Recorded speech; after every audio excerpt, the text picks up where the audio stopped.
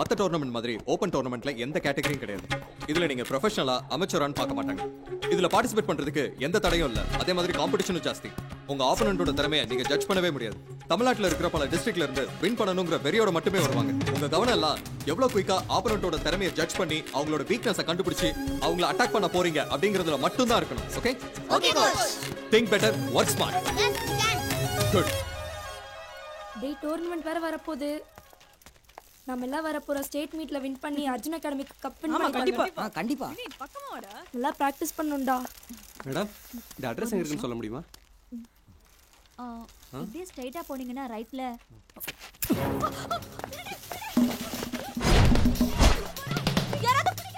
டேய் செயின் எடுத்துட்டு ஓடுறான்டா. டேய் நில்லுடா.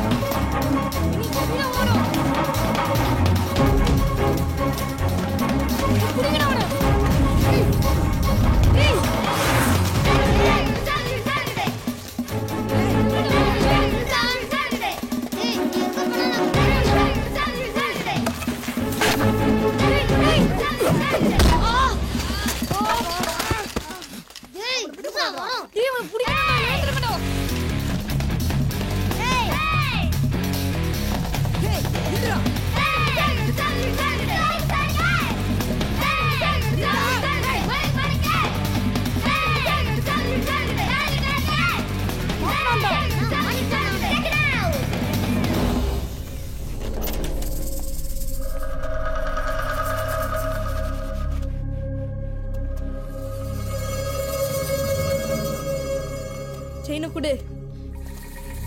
குட்ரா செயினை குடு.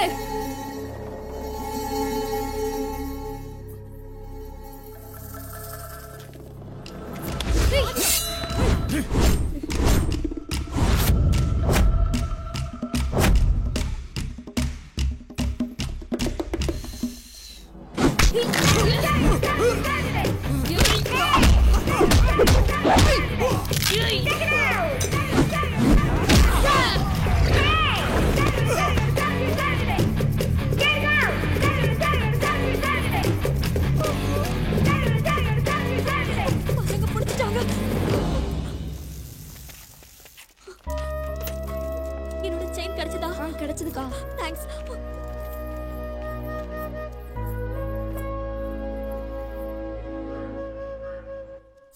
மா வலிக்குதுமா. அப்பதானே ஆறும் மருந்து தானே வச்சிட்டு இருக்கேன். டேய் என்னடா தெருவே உங்களை பத்தி தான் பேசிட்டு இருக்க?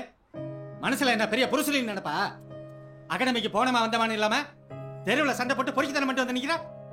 ஏங்க அவனே அடிப்பட்ட காய்ச்சல வந்திருக்கான், கொஞ்சம் கூட பாச மேலம் கரிச்சு கொட்டிட்டு இருக்கீங்க. அப்பா ஏண்டி கொட்டாம சொல்ல வேண்டியதாண்டி.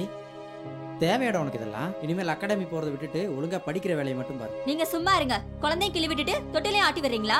ஏண்டா ரோட்ல என்ன நடந்தா உனக்கு என்ன? படிக்கிற வேலையை தவிர மத்ததெல்லாம் பண்ற. பண்றதெல்லாம் பண்ணிட்டு எதுக்கு கேள்வி வேற கேக்குற? ஏற்கனவே அக்கம் பக்கத்துல இருக்கிறவங்க எல்லாம் உன்னை ஆம்பளை பையன் மாதிரி வளர்த்துட்டு இருக்கேன்னு சொல்லிட்டு இருக்காங்க. டேய் இருக்கிறத விட்டுட்டு பறக்கிறதுக்கு ஆசைப்படக்கூடாதுடா. இனிமே அகாடமி வேணா ஒரு மண்ணு வேணும். வேணும்னே பண்றாங்க. அவன் நாளையில இருந்து அவ ஸ்கூலுக்கு போகணும் வரணும், அவ்வளவுதான். இனிமே மேட்சுக்கு போறேன்னு சொல்லி குச்சியை தொட்ட அப்புறம் தலை முழுக வேண்டியதுதான்.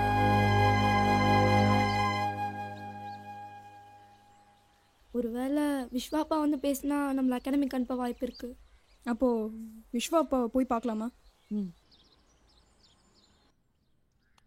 என்ன இப்படி அடிபட்டிருக்கு? வலிக்குதாடா? அடிப்பட்டது கூட வலிக்கலமா. நான் பேரண்ட்ஸ் திட்டினதுதான் ரொம்ப வலிக்குது. என்ன கூட எங்க அம்மா தலையிலேயே கொட்டினாங்கப்பா. அச்சச்சோ பாவம். இனிமே அகாடமி பக்கமே போக கூடாதுன்னு எங்க அப்பா அம்மா ஸ்ட்ரிக்டா சொல்லிட்டாங்கப்பா. மார்ஷியல் ஆர்ட்ஸ் கத்துக்கிட்டா குழந்தைங்களுக்கு முரட்டு சுபாவம் வந்துடும்னு இந்த காலத்து பேரண்ட்ஸே தப்பா புரிஞ்சுக்கிறாங்க. என்ன பண்றது? Correct sir. எங்க அப்பா கூட நான் எதுவுமே கத்துக்க விடல. ஏன் ஸ்கூலுக்கு கூட ஆன் பண்ணல. அதனாலதான் ஐ லவ் மை டாட். போடா. ஏய் விடு விடு விடுமா. டேய் இதெல்லாம் ஒரு டெஸ்ட் மாதிரி தான்டா. மேட்சில் நீங்க கத்துக்கிறத விட வாழ்க்கையில் வர்ற இந்த மாதிரி எதிர்பாராத சூழ்நிலைகள் தான் உங்களை நிறைய கத்துக்க வைக்குது. நீங்க எதுக்கும் கவலைப்படாதீங்க. இன்னைக்கே வந்து உங்க அப்பா அம்மாவை பார்த்து நான் பேசுறேன். போதுமா? நானும் வருவேன். சார் சொல்கிறேன்னு தப்பாக நினச்சிக்காதீங்க. எங்களையெல்லாம் சமாதானப்படுத்தி பசங்களை கூட்டு போலாங்கிற எண்ணத்தோடு வந்திருந்தீங்கன்னா கண்டிப்பாக நாங்கள் அதுக்கு சம்மதிக்க மாட்டோம் சார்.